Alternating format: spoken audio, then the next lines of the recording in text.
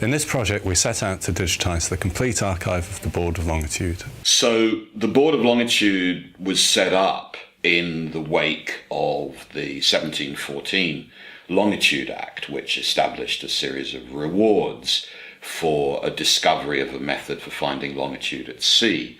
And between the 1730s and the board's disappearance in the 1820s, it accumulated enormous amounts of information, correspondence, mariners' logbooks, details of voyages of new instruments and schemes.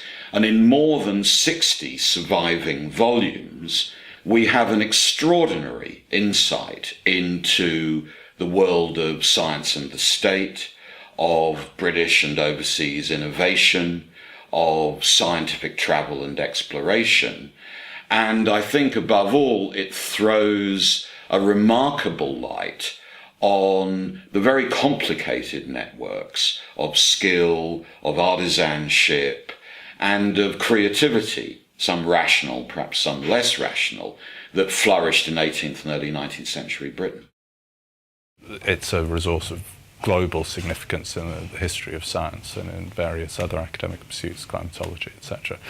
But there are very many stories in the archive which remain untapped, essentially, because of the restrictions to access to the physical materials. It's interesting in that it's got this massive global academic importance, but it also contains lots and lots of stories which are basically unknown.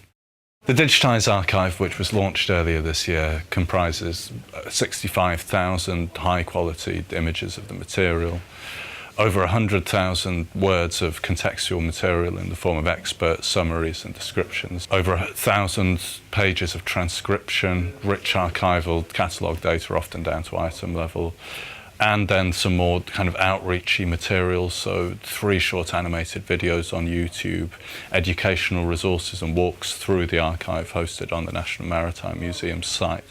And perhaps one of the most important aspects of the output is hundreds of links between the digitised material of the archive, which is held at the University Library, and related objects which are held in the National Maritime Museum's collections online. So there's a straightforward benefit in putting this material online, which is that at the moment, academics, when they want to use the material, they have to come to the University Library reading room, order it up, and that's a barrier to use.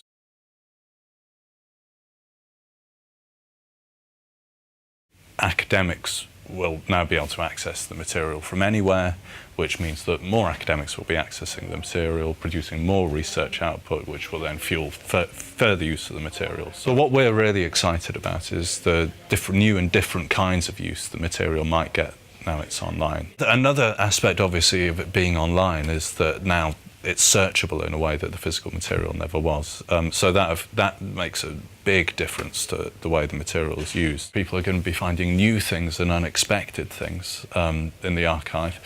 And also, very interestingly for us, connections between this material and other online material. Since the site launched 3 months ago, we've had 13,000 people on the site itself. We've had over 10,000 hits on our YouTube videos, which is interesting for us, how popular those proved to be. We had massive press interest, most significantly a BBC audio slideshow, which gained several 100,000 hits, and then articles in The Guardian and The Times, in The Telegraph and other press. We're also experiencing some new kinds of impact. So we've had some articles in well-established peer-reviewed scholarly journals, which hasn't really happened to us before. And feedback via social media indicates that we are getting new kinds of users on the site. So people who are dipping in and out of the site, just interested in some of the stories. Lots of feedback from teachers, some feedback from students. So we are seeing that thing which we wanted to see, which isn't just more of the same, but the broadening out of the use of the site.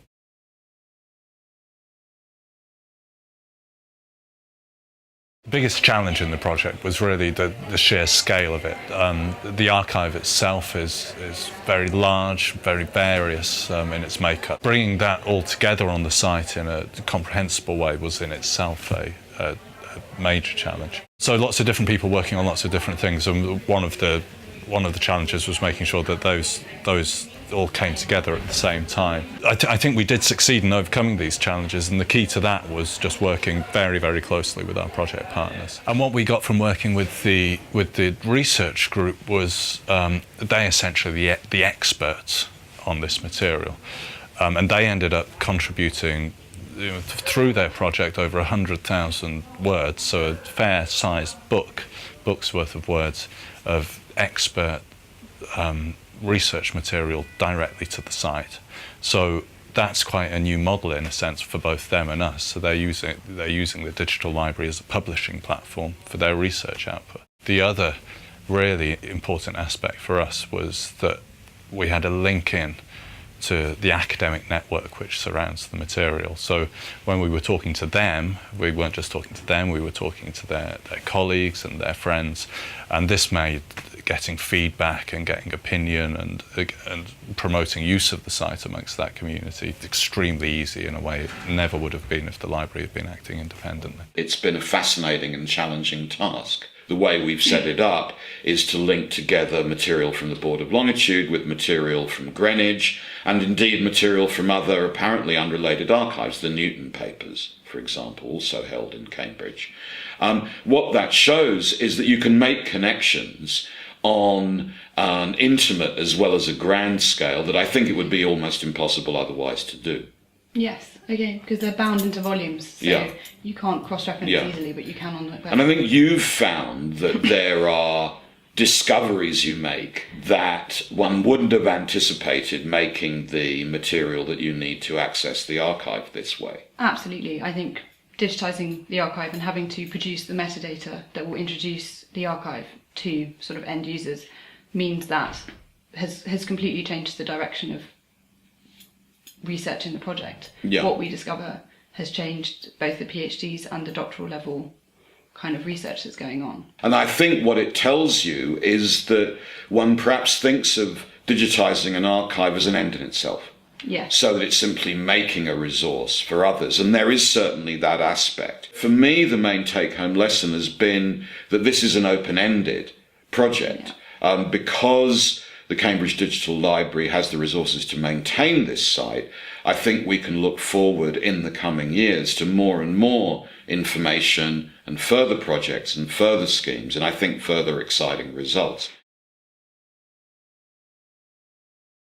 The lessons that we learned from the project in terms of making ourselves more accessible, in terms of working with academics, linking into academic networks, I think that it's not only the output of this project that's benefited from those lessons, we've applied them back across the whole of our platform, the whole of the digital library. So all of our projects, all of our current projects have benefited from that experience, and all of our future projects will. Further, I think that there's a sense in which the whole sector can benefit from these kinds of projects, where we start doing new things. Obviously, that we're in close communication with other people who are doing similar things to us in other libraries and other institutions.